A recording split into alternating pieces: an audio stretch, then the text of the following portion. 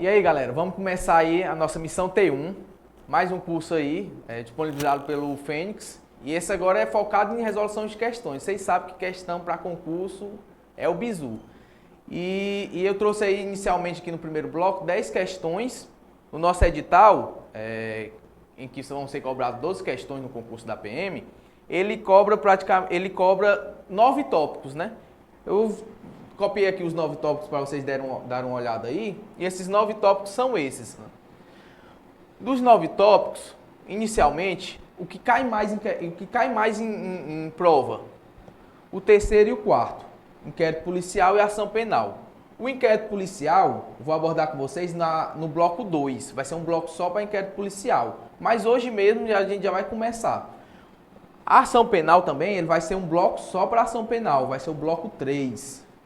E aí a prisões e aí entra a lei 9.000, a lei 7.960, porque faz parte das prisões também, ela vai ficar no último bloco.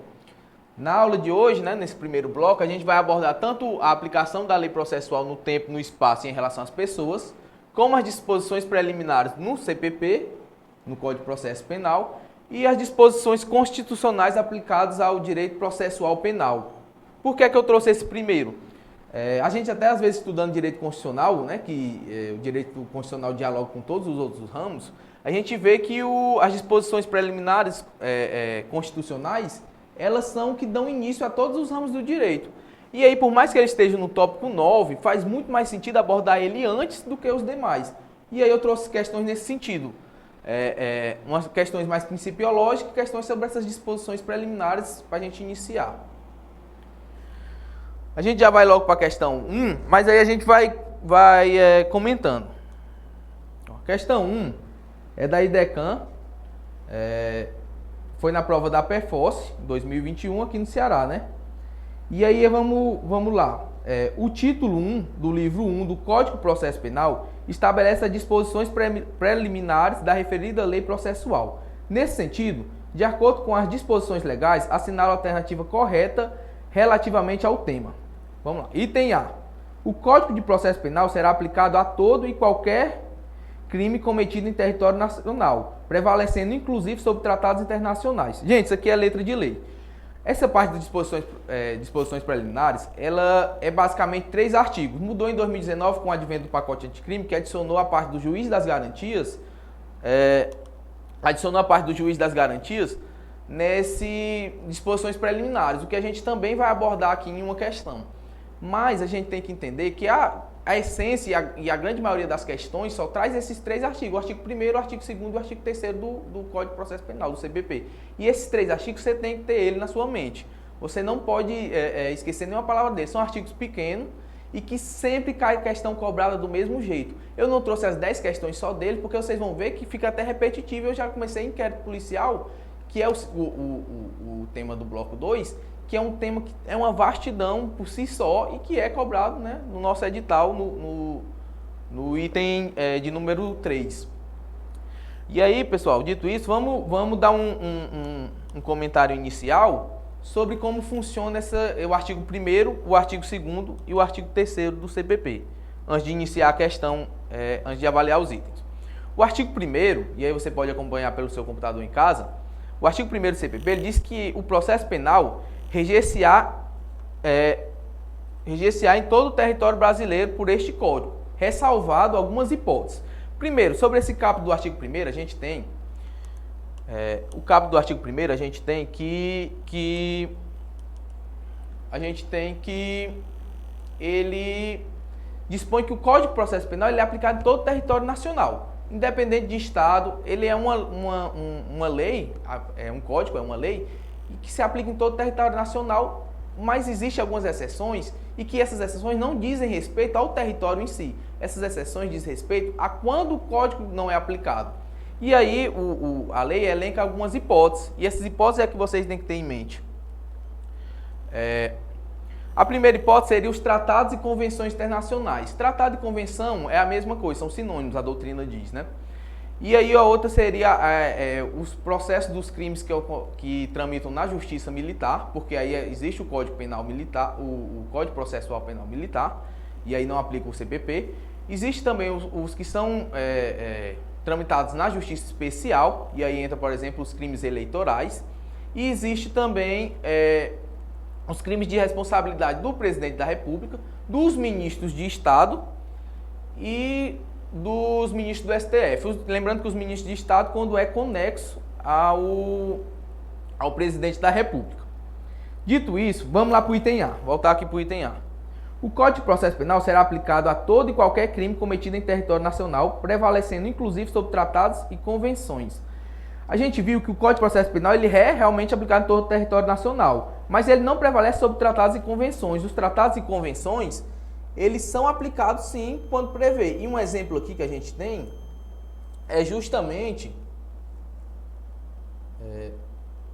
vou trazer aqui.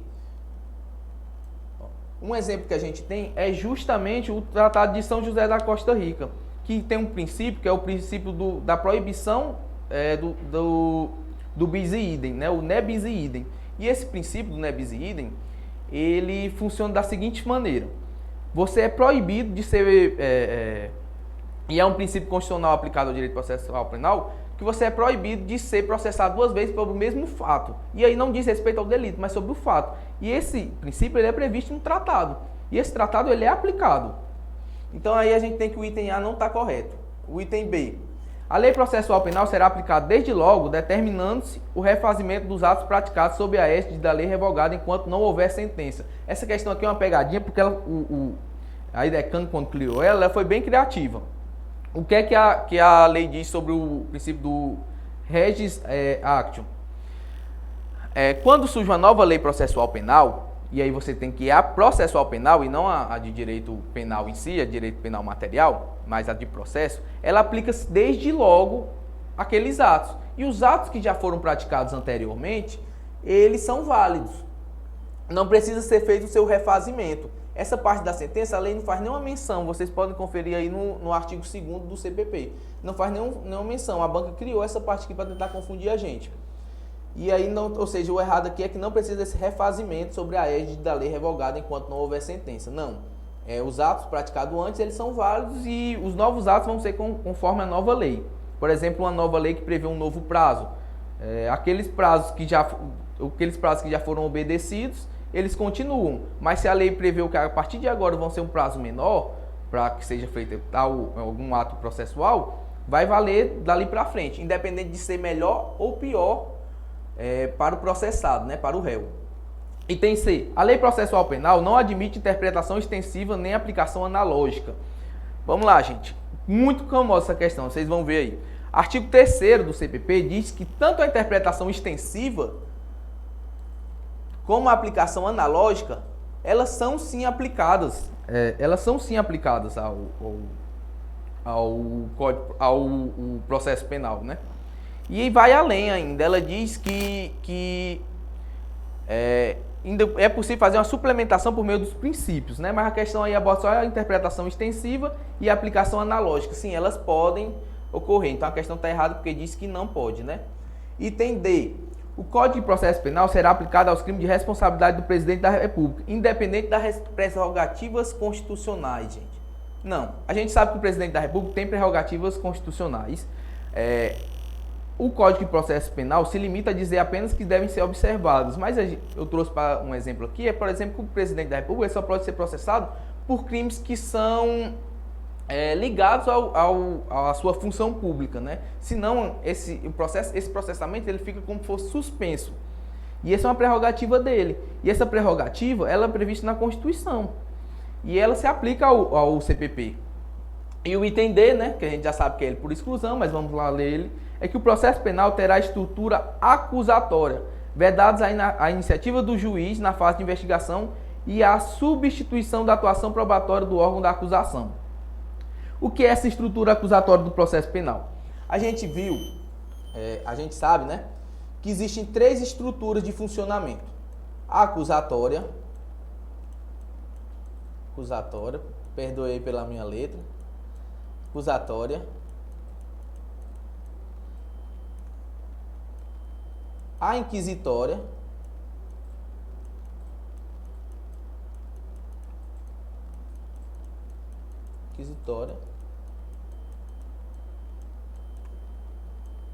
e a mista.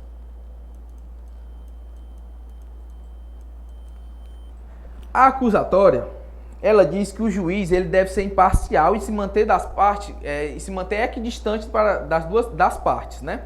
Já a inquisitória cria a figura do juiz inquisitor, que é um juiz que tem uma atuação mais incisiva num processo penal. É um juiz que participa mais de uma investigação, é um juiz que ele tanto pode produzir provas, mas como julga também. E aí, desde a Idade Média, essa parte do juiz inquisitor, ela vem sendo modificada gradativamente e hoje a gente vive num sistema acusatório. Mas por que é que não? E aí vocês já devem saber, a gente está aqui na parte de questões, que o inquérito policial ele tem algumas ressalvas quanto ao princípio do contraditório. Por exemplo, a desnecessidade de um advogado.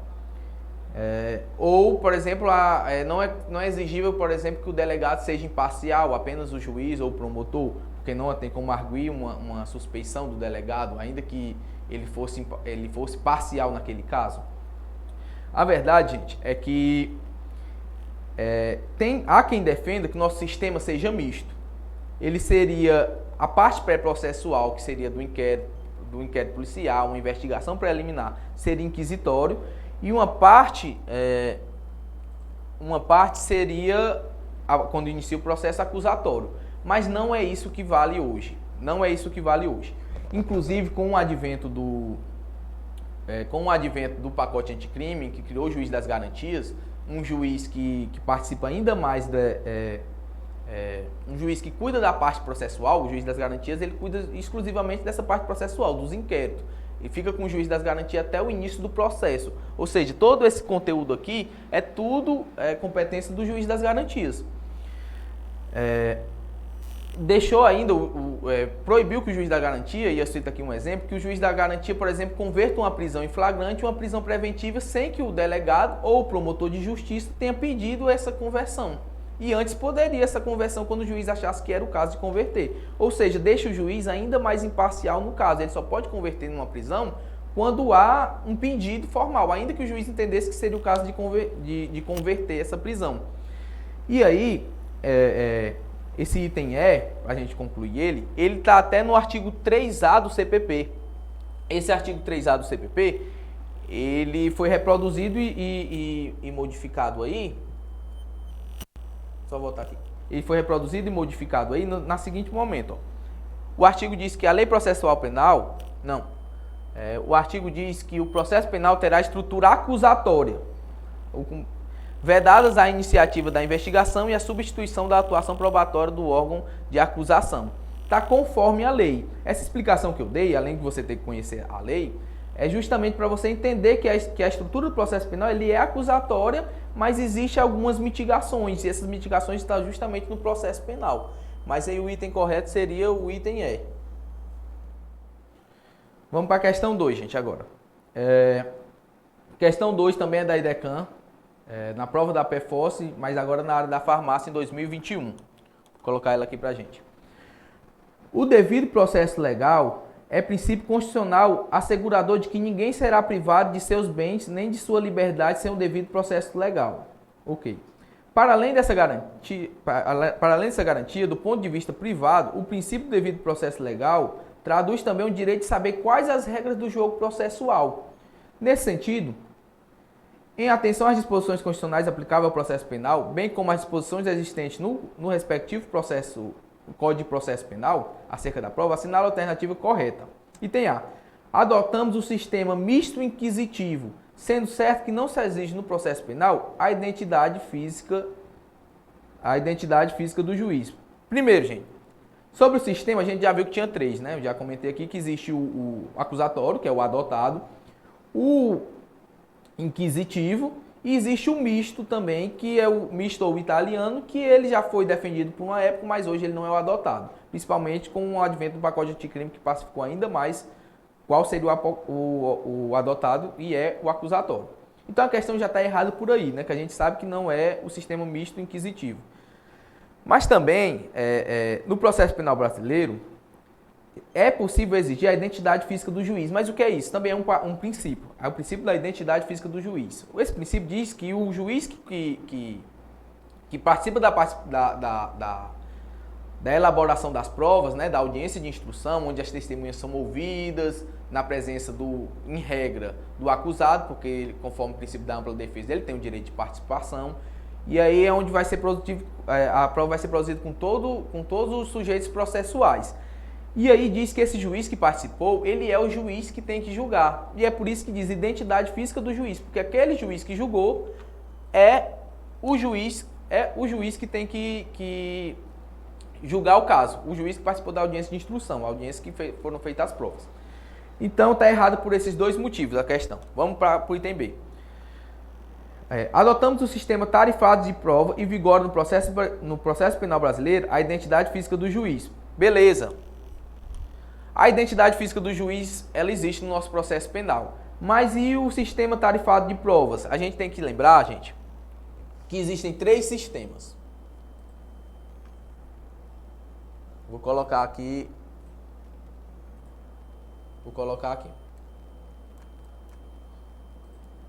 Primeiro sistema, para vocês aí revisarem, seria o sistema da prova tarifada, que é essa que fala na questão. Prova tarifada.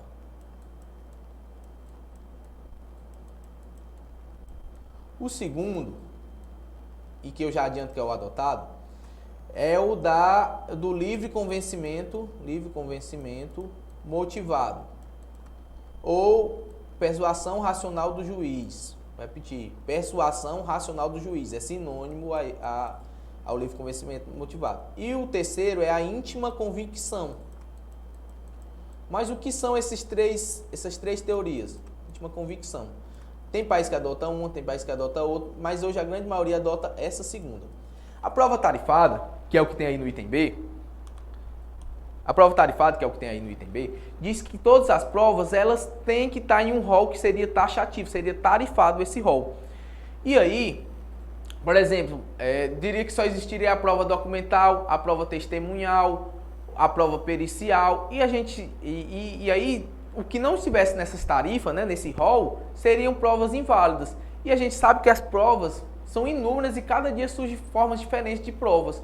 Pode, por exemplo, um áudio do WhatsApp servir como prova. Um print, se for possível verificar a sua veracidade, pode servir como uma prova. Uma análise de imagens de câmeras pode servir como uma prova. E aí não tem como você tarifar, ainda que tentasse, vão sempre estar surgindo novas formas. Por exemplo, um comprovante de um Pix pode ser uma prova? Pode, um comprovante do Pix. E aí a gente não adota mais, desde muito tempo, não é mais adotado esse sistema da prova tarifada. Agora, e o livre convencimento motivado, que é o adotado, o que seria? O livre convencimento motivado diz que o juiz ele é livre para dizer o seu convencimento desde que ele motive. Ou seja, o juiz, quando tem aquelas provas que estão nos autos, o juiz ele é adstrito, né? Ele é preso àquelas provas que foram produzidas.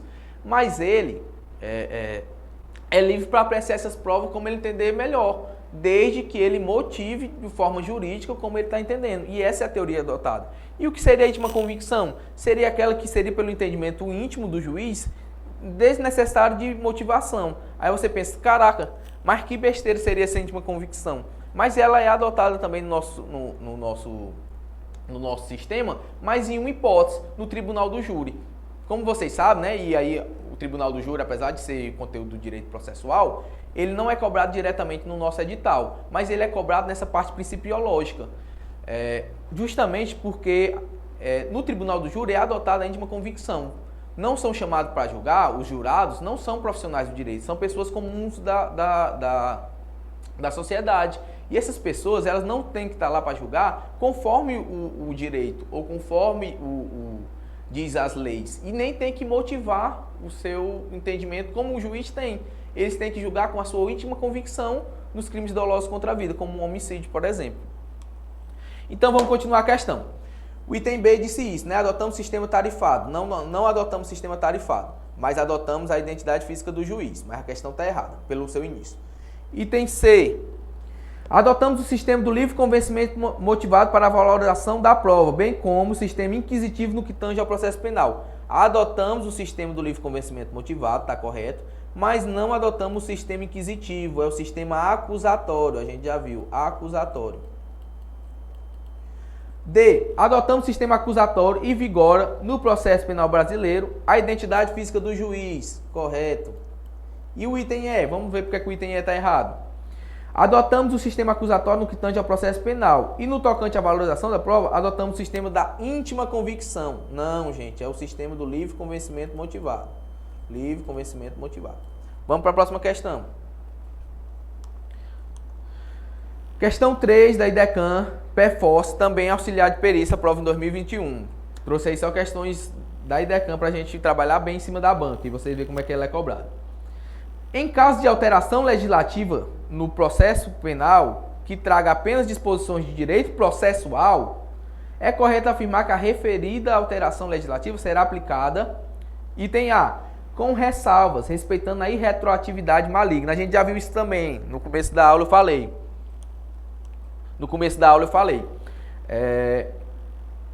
Essa questão de retroatividade ou retroatividade de lei benéfica ou maléfica, que muita gente confunde, é para direito penal, gente. Para direito processual, é exclusivamente o princípio do tempus regit actio. O que é isso? Tempus regit actio. Vou até escrever aqui para vocês verem. Ó, o tempus regit actio, ele é em latim, assim. Regit é o nome do princípio que é dado o artigo do CPP, aquele que a gente viu no começo do nosso bloco. O tempo regit actio diz que a lei que vai aplicar é a lei que rege o ato. E os demais atos que foram praticados anteriormente, se conforme a lei, são válidos. Então, não tem essa questão de retroatividade, de lei benéfica, ou de retroagir se a lei for benéfica. Não tem isso. O que aplica é a lei que está valendo, porque se trata de uma norma processual. Então, o item A está errado. Item B. Apenas quando se inicia uma nova fase processual, sendo certo que as fases são postulatória, instrutória, decisória e recursal. Não, gente. As fases processuais elas são divididas basicamente em duas, né? A pré-processual e a processual. A pré-processual é a que tem investigação preliminar, na sua grande maioria vez pelo inquérito policial, apesar dele ser dispensável. E a outra é o processo penal, que inicia com o recebimento da denúncia, que é feito pelo promotor, e é recebido pelo juiz das garantias, ainda assim é disposição preliminar. E aí inicia esse processo e encerra até o tópico que a gente tem no nosso edital, porque essa segunda parte não cai na nossa prova, mas essa primeira cai. Item C. A depender do caso concreto, podendo as partes solicitar a manutenção do regramento anterior, se este revelar mais eficiente ao caso já em andamento. Não, gente. É tempus regit actio. Aqui a questão está inventando. Não existe isso de mais eficiente ou menos eficiente. Se a lei processual mudar, ela vai ser aplicada dali para frente. Item D. Apenas para os delitos praticados após a entrada da nova lei processual, exceto se a nova lei for mais benéfica. Novamente, não tem isso de lei mais benéfica. E não tem isso também de delitos praticados após a entrada em vigor. Até porque, às vezes, o delito é praticado há muito tempo e o processo só vem depois, né? E aí o item é, desde logo, sem prejuízo dos atos praticados sobre a égide da lei penal anterior. Está correto. É justamente o que diz esse princípio. Quando surgir uma nova lei processual penal que ela entrar em vigor, ela é aplicada desde logo. E os atos passados, eles valem se forem feitos corretamente conforme a lei passada. Questão 4. No Brasil, o princípio da proibição da dupla persecução penal ou da redução à dupla incriminação. Item A. Isso aqui a gente já viu também. Qual é esse princípio aqui, gente? É o nebis idem, é aquele justamente proibição da repetição. É aquele justamente que é previsto em um tratado, que é o Tratado de São José da Costa Rica. In idem. Que excetua inclusive a aplicação do CPP, porque é previsto em tratado. O Tratado de São José da Costa Rica. Tanto ele como o princípio da proporcionalidade caem muito em questão, são muito famosos, porque são dois princípios que não são previstos expressamente na Constituição Federal. E às vezes a questão cobra só isso, se ele está expresso ou não lá. Mas as duas estão conforme a Constituição, gente, só não está expresso. Proporcionalidade. Então vamos lá. Ele tem expressa previsão na Constituição da República? Não, ele está em tratado, ele não tem uma expressa previsão. Não tem previsão normativa, o que impede sua aplicação? Não, ele tem a previsão no tratado, e aí ele tem sua aplicação por causa disso. Tem expressa previsão no CPP, e aí? Também não, é no tratado. Não tem previsão normativa, decorrendo implicitamente da Constituição da República, de 1988. E aí, esses princípios, a Constituição, ele quando traz o devido processo legal, ele decorre muitos princípios dele. O bis in idem e o princípio da proporcionalidade são dois princípios que decorrem do devido processo legal. O devido processo legal, até como tem uma redação de uma questão que trata ele muito bem, é que as regras do jogo processual, eles têm que ser previamente estabelecidos. E esse sim é expresso, e os outros são implícitos decorrente dele. E aqui tem expressa previsão na legislação processual penal extravagante? Não. Ó, então, o item correto, item D. Questão 5. Vamos lá, para a questão 5. Agora já é uma questão da CESP, cobrado um concurso da PC Paraíba. Não é CE, é PCPB. E foi delegado na prova de 2021.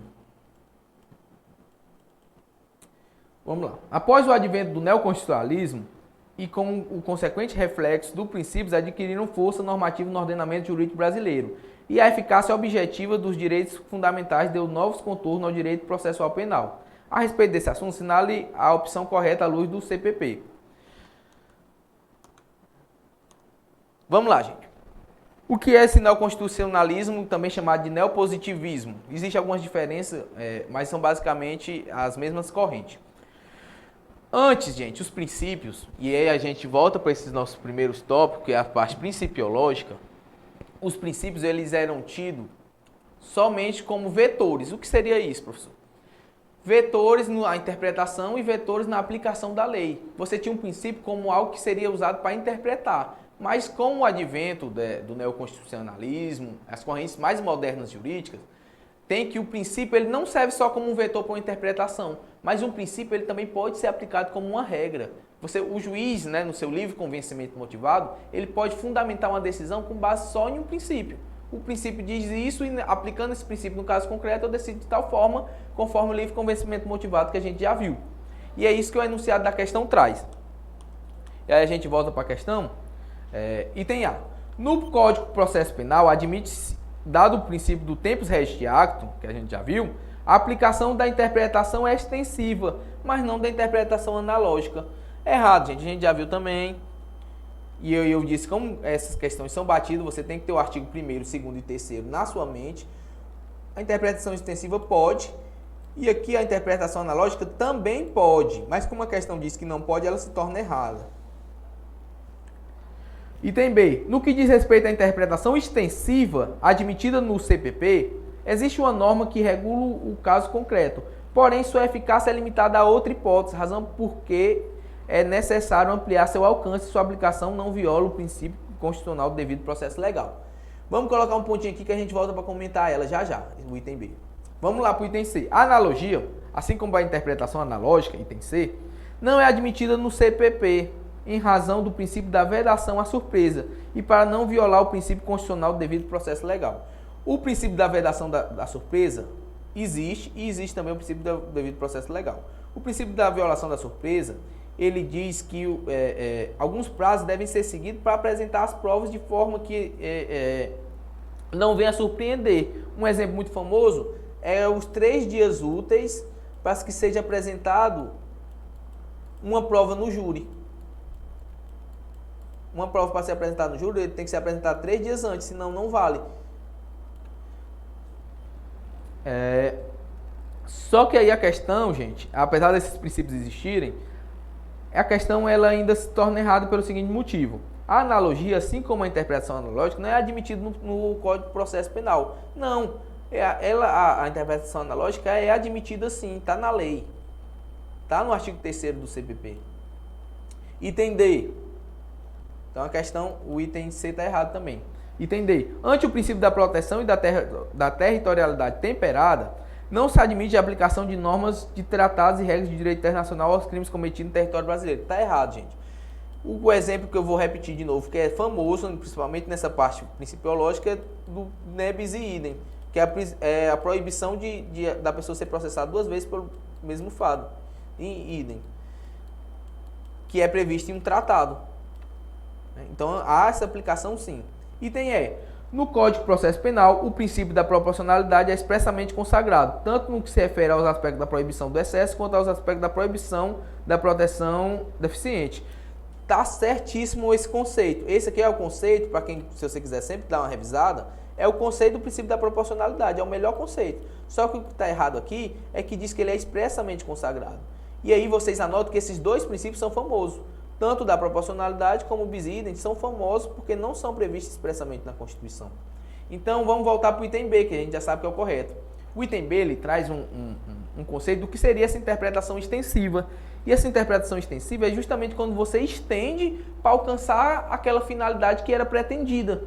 E aí isso é admitido no Código de Processo Penal. Até porque, muitas vezes, por se tratar de procedimento,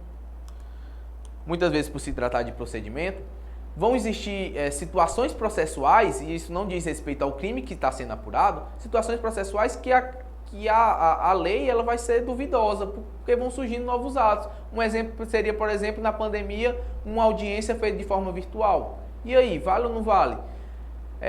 Foi adotada, foi aceito pelos tribunais, sim, apesar de que ainda teve algumas discussões no que diz respeito às audiências de custódia, que foram feitas de forma virtuais, mas só que aplicou de uma forma extensiva todas aquelas regras no que podia ser aplicado ao presencial, ao virtual. Por exemplo, o direito de presença, que decorre do princípio da ampla defesa, o acusado ele ainda tinha esse princípio ainda numa audiência virtual, de estar lá presente, ainda que virtualmente.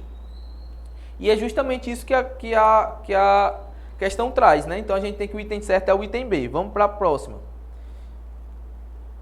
Questão 6. Sobre as disposições preliminares previstas no Código de Processo Penal, assinale a alternativa correta. A. A lei processual penal não admitirá interpretação extensiva. Viu como é muito repetitivo essas questões? E não é porque eu trouxe questões repetitivas, é porque esse tema é sempre cobrado assim, e é por isso que vocês têm que saber esses itens na cabeça. Então a gente sabe que não, é admitida sim a interpretação extensiva e a aplicação analógica, em observância do princípio da reserva legal. O princípio da reserva legal nem é um princípio processual penal, é de direito penal, que é aquele que diz que não haverá crime sem prévia previsão legal e não haverá pena sem prévia combinação legal. E aí o item B, vamos para o item B. A lei processual penal aplicar-se-á, desde logo, admitindo-se como regra sua retroatividade. Não, gente, tempus regras de action. Não é admitida retroatividade. Aplica desde logo? Aplica desde logo. Mas não retroage, é dali para frente. Item C. O processo penal terá estrutura mista, sendo inquisitivo na fase de inquérito e acusatório na etapa seguinte. Vedadas a iniciativa do juiz e a vedação. Aqui é o artigo 3A do CPP, só que foi alterado o início. Não é uma mista, a gente já viu. É um sistema acusatório. O resto está conforme o artigo. Então está errado também o item C. Se o investigado estiver preso, o juiz das garantias poderá, mediante representação da autoridade policial e ouvido o Ministério Público, prorrogar uma única vez a duração do inquérito por até 15 dias após se ainda assim a investigação não for concluída, a prisão será imediatamente relaxada. E aí? A gente não viu esse tema aqui hoje, né? Vamos colocar um pontinho e vamos para a próxima. A competência do juiz das garantias abrange todas as infrações penais, inclusive as de menor potencial ofensivo. E aí, esses 2 itens a gente não comentou, são inéditos nessa aula de hoje, né? Gente, o juiz das garantias, ele foi previsto no final de 2019 pelo pacote anticrime e ele previu a competência de um juiz que está lá só para essa parte de investigação. É um juiz que vai trabalhar só com investigação. E aí, A lei expressamente excluiu isso, que nos crimes de menor potencial ofensivo, que são previstos pela Lei 9.099, de 95, eles não têm a necessidade de passar pelo juiz de garantia, porque ele vai logo para o juizado especial para ser feita uma transação penal ou outra medida despenalizante daquela lei. E aí o item L já se torna errado, ainda que você não soubesse essa parte do inquérito policial. Mas indo para essa parte do inquérito policial, se o investigado estiver preso, o juiz das garantias, e é competência do juiz, porque ainda é investigação, ainda é do juiz das garantias, poderá, mediante representação da autoridade policial ouvido o MP, novamente o sistema acusatório, gente, porque o juiz não faz de ofício, ele não faz por vontade dele, ele tem que fazer após um pedido, seja do delegado, da autoridade policial, ou seja do Ministério Público, que é o promotor de justiça. E isso é que torna o sistema acusatório adotado. Prorrogar uma única vez, sim, está na lei dessa forma, lá na parte do juiz da garantia, uma única vez, a duração do inquérito por 15 dias. Isso aqui é novidade, gente. Antes do pacote de crime não era 15 dias, viu? Se não for concluída. E a prisão será imediatamente relaxada. Passou disso, a pessoa está presa por investigação, ele está preso sem ser processado. E o que significa? Que ele está sendo preso sem ter nem o seu direito de se defender, porque ainda não existe um processo contra ele. Que é no processo em que o princípio do contraditório, que é um princípio constitucional também aplicável às disposições constitucionais, ele é devidamente observado. E aí ele tem o seu direito de defesa, mas quando inicia um processo, se está ainda em um inquérito policial, ele não está como se defender ainda formalmente. Ele não sabe todas as provas que tem contra ele.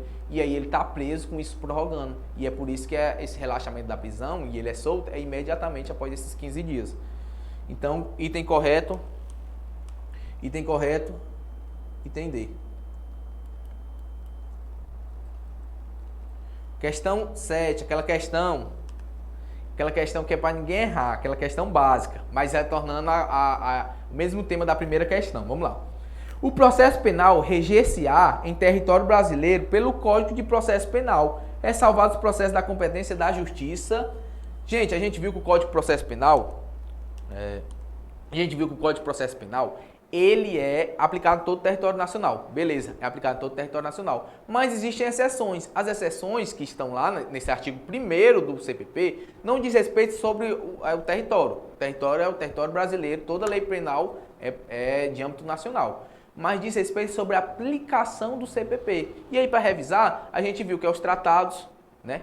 Os tratados, os temas de justiça especial, e aí entra o quê? Justiça eleitoral, porque existem os crimes eleitorais. Entra também os processos de competência da apuração da justiça militar. E entra, por fim, também os crimes de responsabilidade do presidente da República. Tem que lembrar disso. Presidente da República, ministro do STF e ministro de Estados, que é, por exemplo, o ministro da Educação. Mas esse último, ministro de Estado, só quando for conexo, quando for ligado ao presidente da República. São esses os casos que é excetuado no artigo 1º do CPP. E aí vamos para os itens. Item A, Justiça Militar. E aí? Vamos colocar um pontinho, porque a gente já viu que a Justiça Militar ele não é aplicado o CPP, ele é aplicado o CP, Código de Processo Militar, né? CPPM. Justiça Federal ou Justiça Estadual? Gente, na Justiça Federal, como na Justiça Estadual, é aplicado o CPP. O CPP é aplicado. E a Justiça Estadual é comum. É aplicado o CPP. O CPP foi feito para aplicar nesses dois. E a trabalhista, gente? A trabalhista ela não entra como uma especial? Gente, a Justiça do Trabalho,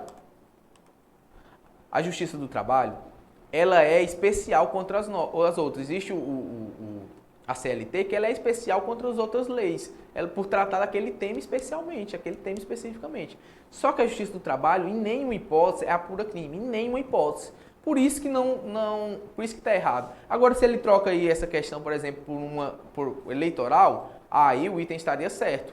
Porque na Justiça Eleitoral existem os crimes eleitorais. Mas só que, como fala de trabalhista, o único item que nos resta é o item A, militar. Questão 8. No que se refere às disposições preliminares do CPP, assinale a alternativa correta. O processo penal terá estrutura acusatória. Ok, a gente já viu. Vedados a iniciativa do juiz na fase de investigação. Ok, o juiz das garantias ele é imparcial. Ele precisa o promotor ou o delegado pedir. E é verdade a substituição da atuação probatória do órgão de acusação. É verdade que é isso aqui, como está é o artigo 3A de novo, do CPP. É verdade que seja trocado o promotor. Né? O item a gente já viu que é esse, mas vamos ver os outros, né? Item B. Os processos de competência da Justiça Militar são regidos pelo Código de Processo Penal Comum. Não é. Existe o Código Especial dos Militares. Artigo 1º do CPP. Artigo 1º do CPP. Item C. A Lei Processual Penal aplicar-se-á desde logo. Aplica-se desde logo. Correto. Tornando-se prejudicada a validade dos atos realizados sobre a vigência da lei anterior. Não torna prejudicada, não. O que foi feito na lei anterior vale e a nova lei é dali para frente. Tempus resti actum, a gente já viu. Item D. A lei processual penal admitirá interpretação extensiva. Tá certo, admite. Sem aplicação analógica, errado. Aplicação analógica pode. Bem como suplemento dos princípios gerais de direito. Também existe esse suplemento dos princípios gerais de direito. Que está correto, mas aqui está errado e tornou a questão, o item errado. Item E, o processo penal reger-se-á em todo o território brasileiro, ok. É todo o território, pelo Código de Processo Penal, em soberania aos tratados. Não, gente, não tem essa soberania. Artigo 1º também, do CPP. Não existe essa soberania. Na verdade, os tratados, eles excetuam o CPP, né? Como a gente já viu. Vamos lá para a questão 9. Com base no CPP, analisa as assertivas abaixo. Nos crimes de ação penal condicionada ou incondicionada, que já é de inquérito, gente. Condicionada ou incondicionada, a autoridade policial deverá instaurar de ofício, ou seja, sem ser provocado, o inquérito, sem que seja necessária a provocação. Nos crimes de ação penal incondicionada, sim, gente. O delegado de polícia, quando toma conhecimento desse crime, seja por um BO, seja por uma notícia da televisão, seja por um vídeo que está circulando, ele pode instaurar se o crime foi incondicionado. Por exemplo, um roubo. Tem um vídeo de um roubo, ele pode instaurar para investigar aquele roubo. Agora, se for uma condicionada representação, ele precisa da representação da vítima até para começar a investigar.